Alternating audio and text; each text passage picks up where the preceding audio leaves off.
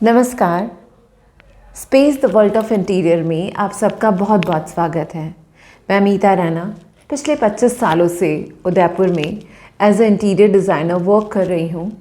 मेरा ये चैनल पिछले कुछ महीनों से यूट्यूब पर है और इस चैनल में भी इंटीरियर, कंस्ट्रक्शन, लैंडस्केपिंग, इन सभी टॉपिक्स पे हम कुछ न कुछ बात करते रहते हैं।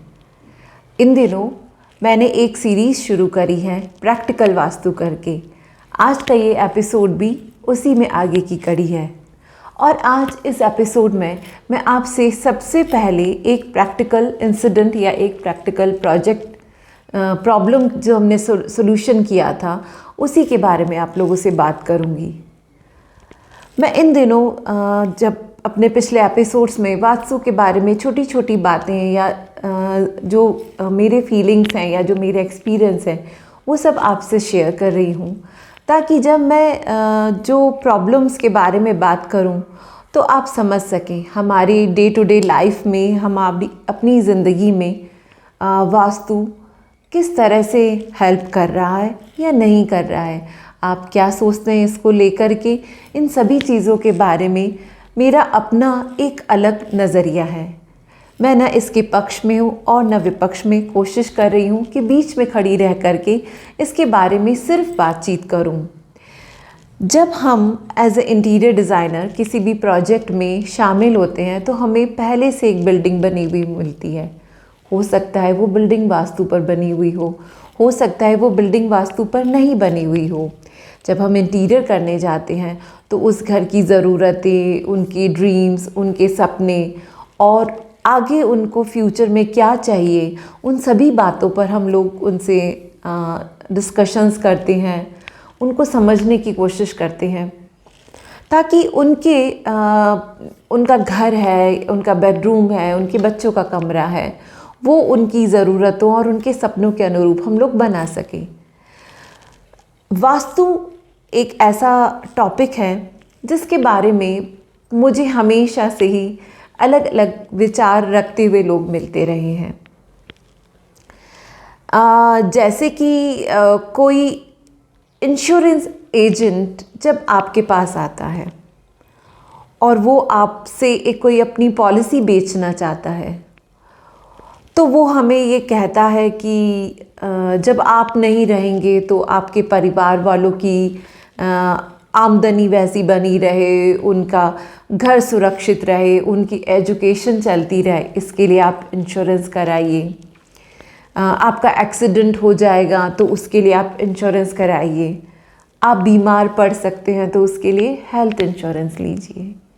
ये एक तरीका होता है फियर मार्केटिंग करने का, जिसमें डर को दिखा करके भी चीज़ों को बेचा जाता है। हालांकि ये रियलिटी है, सबके साथ ऐसा होता है। हम बीमार भी पड़ते हैं, एक्सीडेंट भी हो सकता है और मृत्यु भी एक शाश्वत सत्य है ही, तो इससे इनकार तो नहीं किया जा सकता।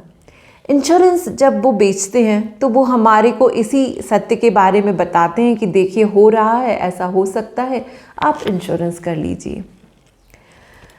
ये एक तरीका वहाँ उनके लिए सक्सेसफुल हो सकता है। मेरा ये मानना है कि वास्तु बेसिकली जो स्टार्ट हुआ था वो हुआ था कंफर्ट के लिए। जो हमारे पूर्वज मानेंगे उन्हें, जो हमसे पहले थे, जिन्होंने इन सब चीज़ों के बारे में बहुत सोचा समझा कि जो सूर्य की सुबह की किरणें हैं वो कहाँ के लिए बेनिफिशियल हो सकती हैं और शाम की ठंडी हवाएं कहाँ के लिए बेनिफिशियल हो सकती हैं। उनके इस रिसर्च और उनके इस थॉट प्रोसेस को मैं बिल्कुल सही मानती हूँ। अगर हम कंफर्ट की बात करें तो मेरा ये मानना है, ना मुझे इधर रहने की ज़रूरत है ना उधर रहने की ज़रूरत है।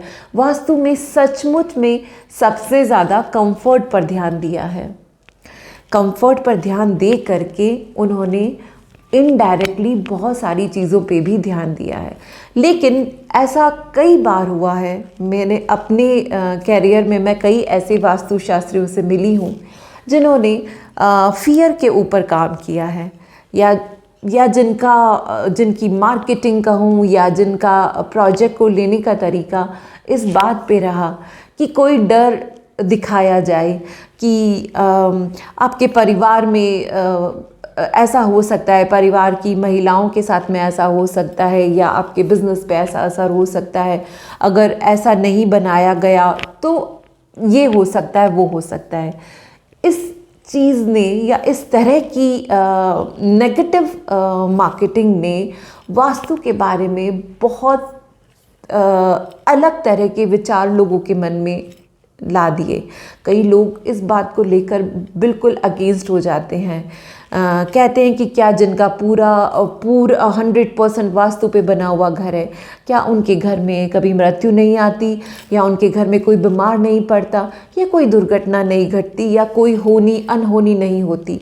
होता है, बिल्कुल होता है, सब कुछ होता है। इस संसार में जब हम आए हैं तो जो कुछ भी लिखा है वो तो होकर रहेगा।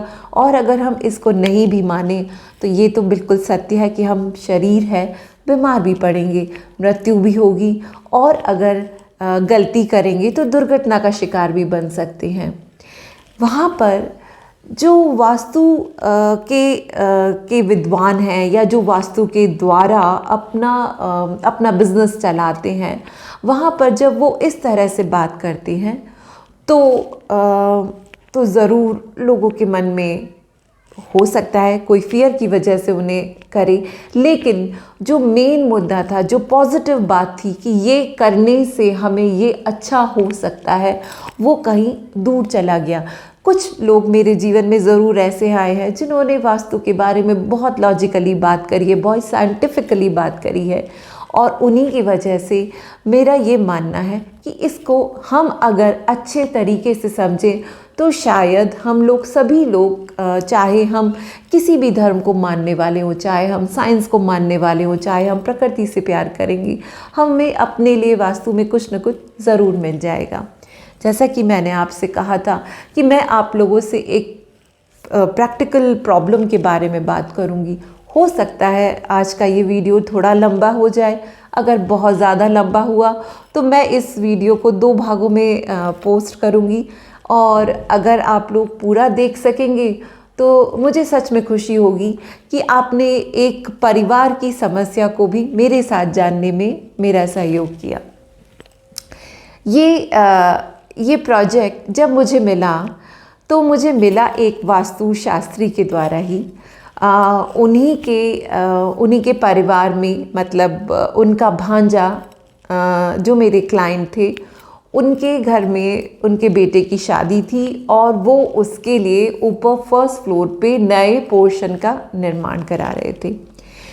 उन्होंने सिविल में, यानी कि पूरा जो बिल्डिंग था उसको उन्होंने बना दिया था।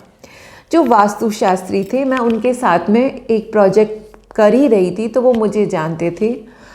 एक दिन उन्होंने मुझे फ़ोन करके कहा कि मीता, मेरा भांजा है और वो वास्तु में बिल्कुल यकीन नहीं करता है। उसके घर पे कंस्ट्रक्शन का काम चल रहा है, उसके बेटे की शादी है, और मैं चाहता हूँ कि उसका इंटीरियर तुम करो, क्योंकि कम से कम तुम सेंसिबली चीज़ों को देख करके उसका अच्छे से करवा दोगी। जब मैं उनके जो भांजे हैं, मेरे क्लाइंट, मैं उनसे मिली तो मैंने उनसे पूछा कि आपके मामा हैं वो जो वास्तुशास्त्री हैं, तो आपका जो ये घर बन रहा है, क्या आपने उनको दिखाया है? तो उनका ये जवाब था कि मैडम, मैं बिल्कुल भी वास्तु में यकीन नहीं करता हूँ, और मैंने न उनसे कोई राय मशवरा लिया है। हाँ, जब उनको मैंने बताया था मैं ऐसा कुछ बना रहा हूँ, और वो यहाँ आए थे आपके जो प्रोजेक्ट के सिलसिले में, तो उन्होंने मुझे आपके बारे में बताया। तो मेरा ये घर बन रहा है और मेरे बेटे का इस पोर्शन को इंटीरियर करना है। समय खाली 3 महीने का था। 3 महीने के बाद घर में शादी थी, तो मुझे तो 2.5 महीने में वो काम कंप्लीट करके देना था। मैं जब वहाँ पर पहुँचती तो वहाँ पर प्लास्टर स्टेज तक का वर्क हो गया था, तो समय कम था, काम काफ़ी सारा था, और कुछ चीज़ें थी ऐसी, लेकिन उनका ये बिल्कुल क्लियर था कि क्योंकि उनको वास्तु में न कोई इंटरेस्ट है, न वो इसके बारे में कोई बात करना या सुनना चाहते हैं, बेस्ट इंटीरियर चाहते हैं जो उनके बच्चे के लिए अच्छा हो। इनके मकान का वो नक्शा मैं इस समय आप लोगों के साथ में शेयर कर रही हूँ। आप देख सकते हैं एक छोटा सा रूम है, उसके बाद में एक आपको बड़ा सा बेडरूम दिखाई देगा, उसके साथ में एक और कमरा है, साथ में अटैच ड्रेस है और टॉयलेट है। ठीक है, ये बात जनवरी महीने की है। मैं जनवरी में आई हूँ वहाँ पर और मार्च में उनकी घर में शादी है। सो मेरे पास में मार्च फर्स्ट वीक तक का मैक्सिमम टाइम था, उससे पहले ये काम ख़त्म करवाना था। जब ये सारी चीज़ें शुरू हुई, हमने ड्राइंग्स बनाई और हम उसके ऊपर वर्किंग में लाने लगे। एक दिन सडनली उनका वापस फ़ोन आता है और उन्होंने मुझे सिर्फ ये कहा कि मैडम आप प्लीज़ सुबह जल्दी से जल्दी घर आ जाइएगा, घर में काफ़ी टेंशन हो गई है और मदर वगैरह तो काफ़ी रो रहे हैं। मुझे ये बात बिल्कुल समझ नहीं आई कि ऐसा क्या हुआ कि काफ़ी टेंशन हो रही है, क्योंकि जो प्रोजेक्ट है वो जस्ट रिसेंटली हम लोगों ने अभी शुरू किया है, तो ऐसा कुछ काम भी नहीं हुआ है जिसकी वजह से कोई बहुत ज़्यादा टेंशन का बात हो। एनीवेज़ मैं सुबह वहाँ पर पहुँची तो पता चला कि जस्ट उसी दिन एक दिन पहले जो उनके मामा जी थे, जो वास्तुशास्त्री थे, वो घर आए थे। वो घर आए थे तो जो उनकी मदर है, उन्होंने कहा कि उनको पूरा घर दिखाइए। उनको वो नया कंस्ट्रक्शन वाले हाउस में लेके गए, उनको नक्शा बताया गया जैसे वो बना रहे थे। उस नक्शे को देखने के बाद उन्होंने ये कहा कि अगर ये आप लोगों ने इस तरह से बनाया घर, ये जिस तरह से आप अभी बता रहे हो, तो जो बहू आएगी घर में वो कुछ ही दिनों में इस घर को छोड़ के चली जाएगी और इस घर में वो नहीं रहेगी।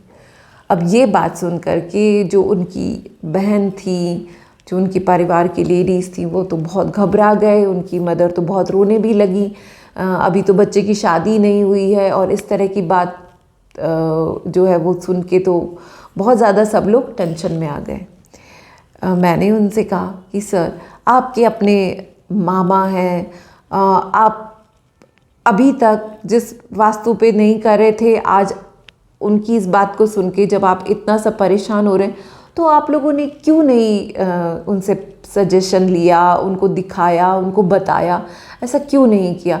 अब जब समय भी नहीं बचा है, आपके बच्चे की शादी न आगे बढ़ सकती है न टल सकती है, मकान आपको चाहिए ही चाहिए, क्योंकि आप बहू को लेकर के आएंगे, उनको रखने रहने के लिए तो घर चाहिए ही चाहिए। अब ऐसे समय में जो उन्होंने सजेशंस दिए हैं वो तो इतने तोड़फोड़ वाले हो गए हैं कि हम उसी को ही कर पाएंगे। हम कंप्लीट इंटीरियर तो हम सोच ही नहीं सकते हैं। वहाँ पर बहुत अजीब स्थिति हो गई।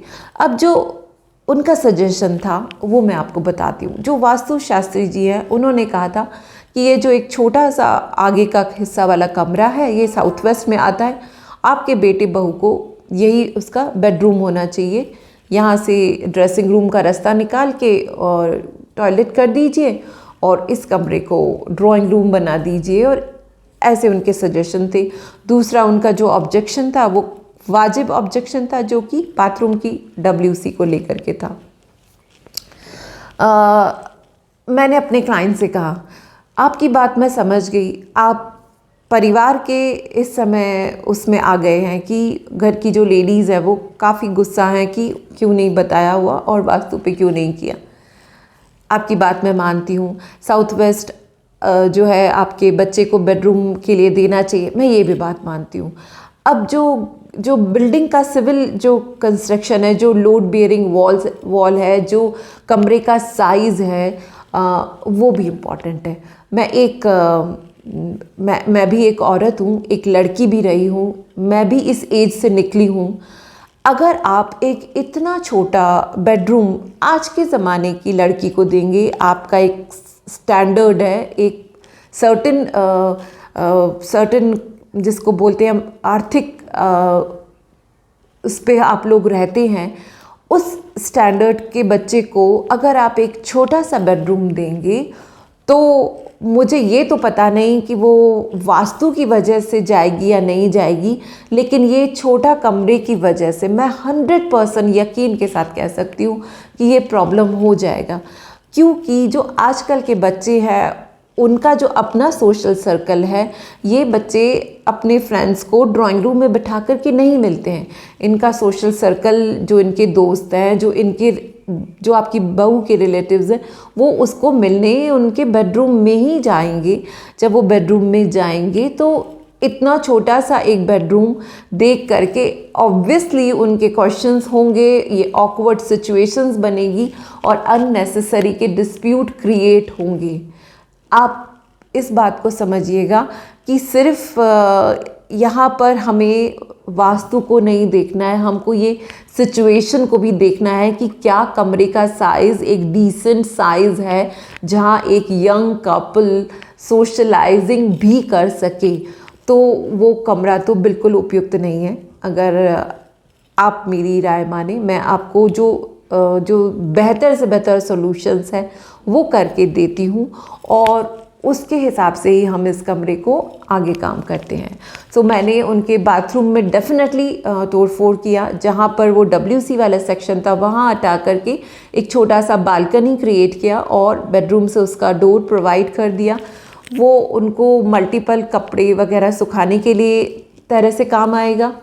जो बाथरूम का जो WC जिससे प्रॉब्लम था उसको वहाँ पर रेमेडी किया गया। फिर हमने क्योंकि ये सॉलिड वॉल था और वो जो कमरा था वो एज अ स्टोर या बॉक्स रूम की तरह साउथ वेस्ट के कमरे को रखा गया और जो बेडरूम था उसको ओरिजिनल जो हमारे प्लान में था जिसको बेडरूम था, क्योंकि हम एक स्वीट रूम की तरह उसको डिज़ाइन कर रहे थे, तो उसको बेडरूम रख के और जो छोटा सा ड्राइंग रूम क्रिएट करके उनको हमने वो कंप्लीट किया। ये प्रोजेक्ट मैंने 2015 में किया था। आज 2022 चल रहा है और अच्छे से है। बेटा बहू परिवार के साथ रहते हैं, खुशी से वो परिवार है। आज मैं ये नहीं कहना चाहती कि वो गलत थे या मैं सही थी, पर हाँ, जो प्रैक्टिकल लाइफ है, जो आजकल के बच्चों की ज़िंदगी है, जो उनके सपने हैं, उन्हें नज़रअंदाज नहीं करना चाहिए। वहाँ पर हमें बीच का कोई सॉल्यूशन देखना चाहिए, क्योंकि जिस तरह के प्लॉट साइजेस होते जा रहे हैं, जिस तरह के घर छोटे प्लॉट्स में बनते जा रहे हैं, या और भी कई तरह की प्रॉब्लम्स हैं, 100% वास्तु शायद संभव नहीं। जितना % संभव है उतने % में खुशी के साथ में जीवन को आगे चलाने के लिए जो आपस में समझदारी ज़रूरी है वो 100% चाहिए। Space the world of interior के साथ जुड़े रहने के लिए आप सबका बहुत बहुत धन्यवाद। आशा करती हूँ मेरे इस चैनल से कहीं ना कहीं कुछ न कुछ आपके जीवन में भी हासिल होता रहेगा। अपना सपोर्ट बनाए रखिएगा। Thank you.